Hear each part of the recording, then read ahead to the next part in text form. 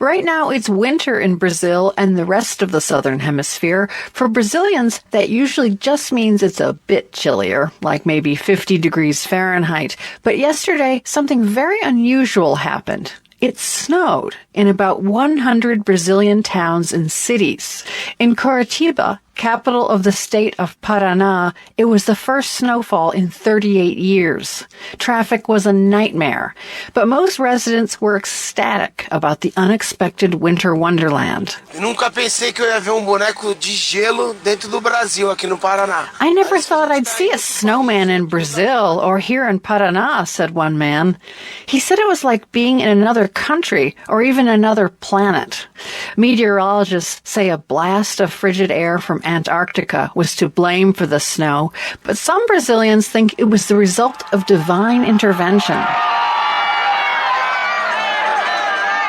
That's because Pope Francis has been in Brazil all week, drawing huge, adoring crowds everywhere he goes. Francis hasn't had to deal with the snow, but at one event he did mention the weather. Sempre ouvi dizer que os cariocas não gostam do frio e da chuva. I always heard that Rio residents didn't like the cold and rain, he told the rain-soaked crowd, but you're showing right now that your faith is stronger than any cold or rain.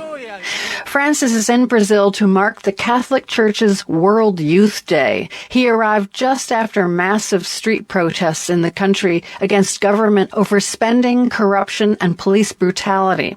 Francis has picked up on those themes, urging Brazil's young people to keep fighting for social equality and chastising the upper class for ignoring the poor. And he made a point of delivering that message on a rare papal visit to one of Rio's poorest favelas.